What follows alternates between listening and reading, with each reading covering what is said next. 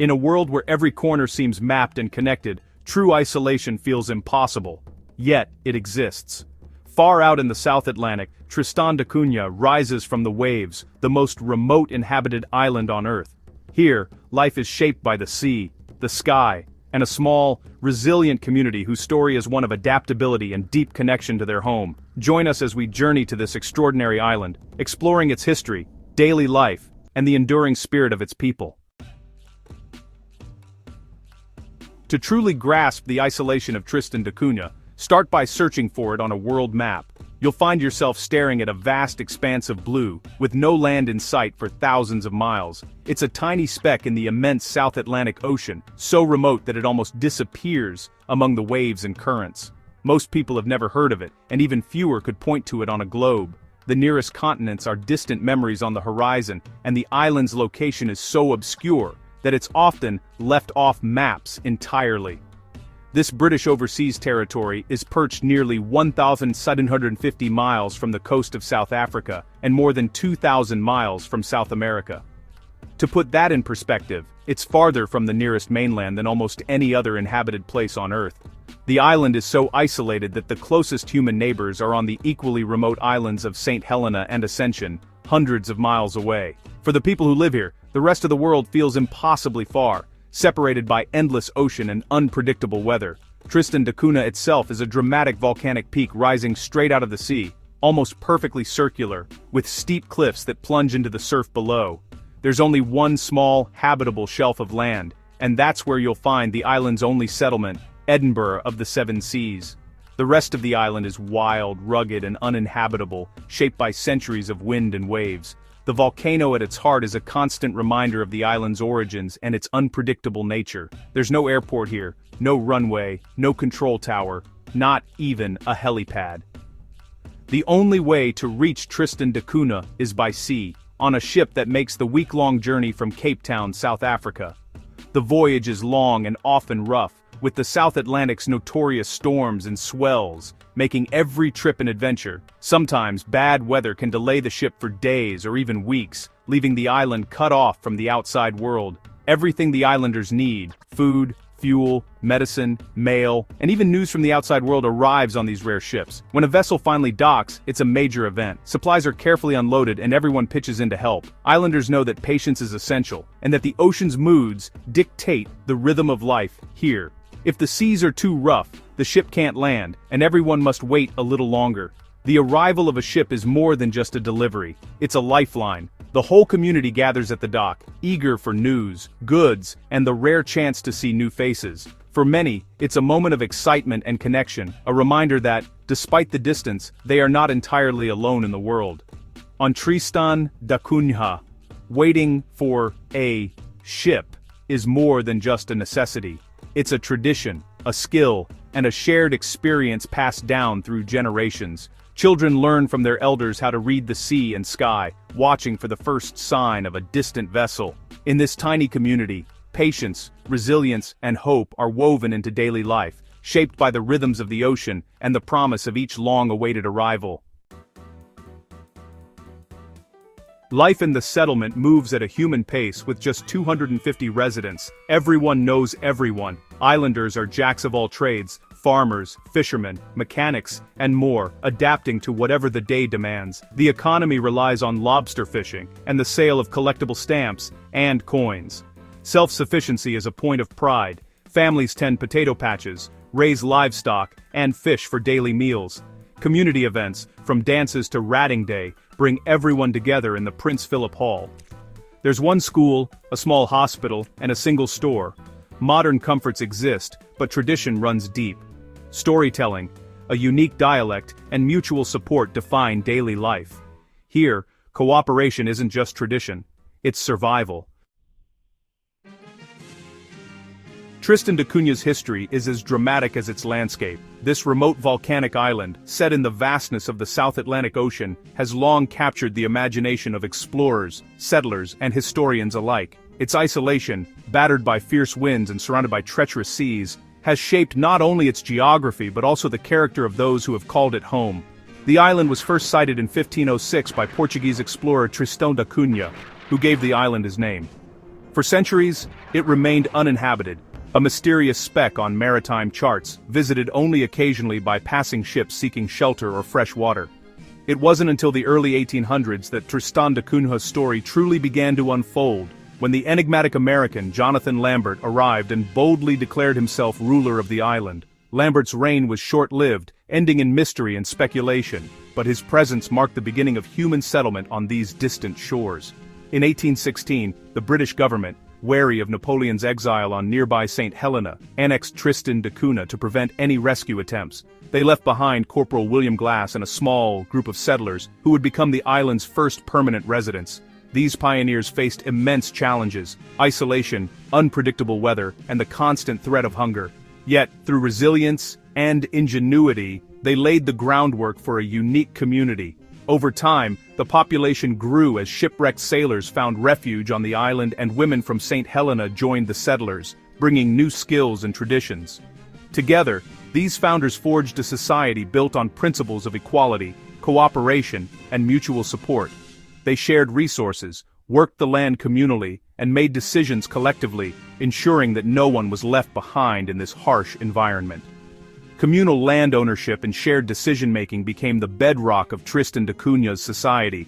Every major choice from farming to fishing was made together, reflecting a deep sense of unity and interdependence.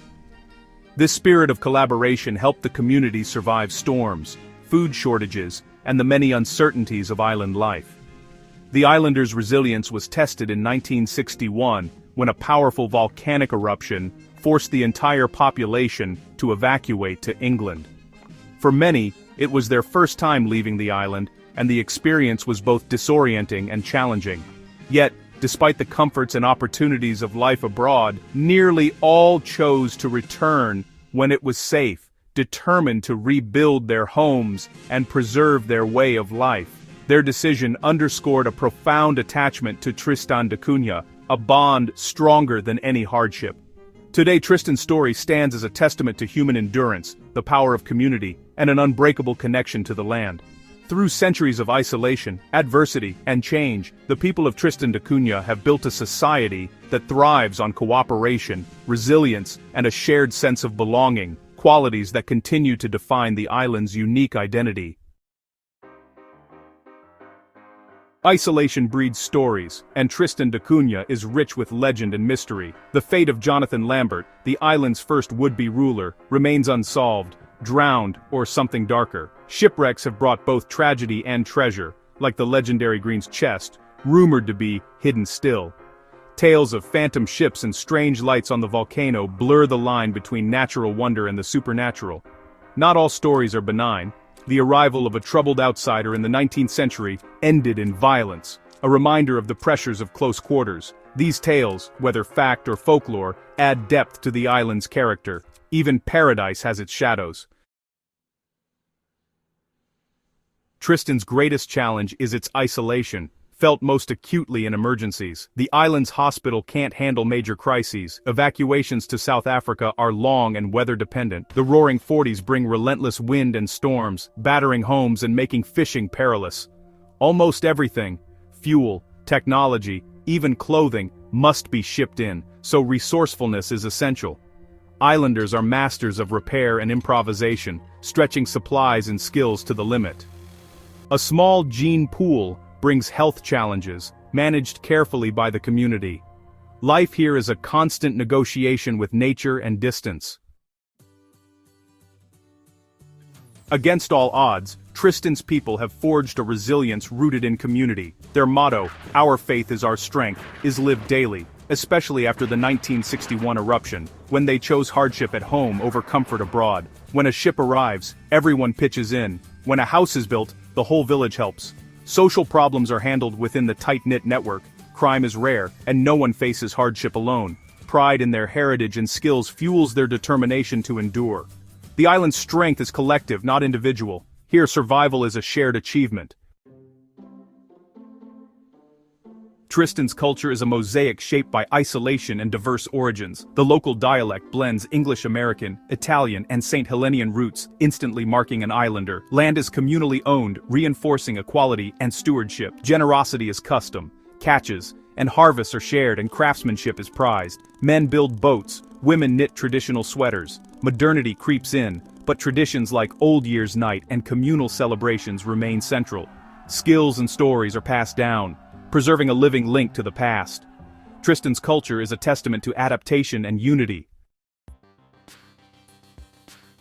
Tristan da Cunha captivates as a symbol of simplicity and community in a complex world. Set in the vastness of the South Atlantic, this remote island is more than just a dot on the map. It is a living testament to the enduring spirit of humanity. Here, life unfolds at a different pace, untouched by the relentless rush of modern society. The island's isolation, once seen as a barrier, has become its greatest strength, nurturing a way of life that is both rare and precious. For outsiders, Tristan da Cunha often appears as a vision of lost connection, a place where the world's noise fades and the essentials of life come into focus. But for those who call it home, it is so much more than a curiosity.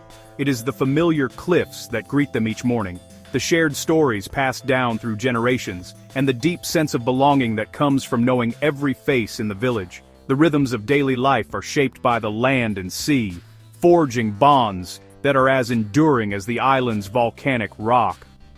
The people of Tristan da Cunha remind us that there are countless ways to live a meaningful life. Their traditions, celebrations, and challenges are unique, yet they echo the universal human desire for connection and purpose. Children play against the backdrop of the endless ocean, while elders share wisdom beneath the shadow of the volcano. Every moment is woven into the fabric of a culture that has adapted and thrived in splendid isolation. Tristan stands as a bastion of resilience, showing that meaning and strength can flourish in the most isolated places. The islanders have weathered storms, both literal and metaphorical, drawing on a collective spirit that refuses to be broken. Their relationship with the sea is one of respect and dependence, a daily reminder of nature's power and unpredictability. Through hardship and joy, the community endures, adapting to whatever challenges arise. The island is both a real community and a powerful symbol of endurance. Each family, each tradition, and each memory is a thread in the tapestry of Tristan's story. The people here are not just surviving, they are living fully, cherishing the ties that bind them to each other and to their land. Their lives offer a quiet but profound lesson in the value of perseverance and the beauty of belonging. Tristan da Cunha challenges us to reflect on our own connections and what it truly means to belong. In a world where distance is often measured in seconds, the island reminds us that true closeness is found in shared experience and mutual care. It invites us to consider the places and people that shape our own sense of home, and to appreciate the quiet strength that comes from community. As long as the waves crash on its shores, Tristan da Cunha endures, a beacon at the edge of the world. Its story is a reminder that even in the most remote corners of the earth, the human spirit finds ways to flourish, to connect, and to endure. In its solitude, the island shines as a testament to the enduring power of community and the timeless quest for meaning.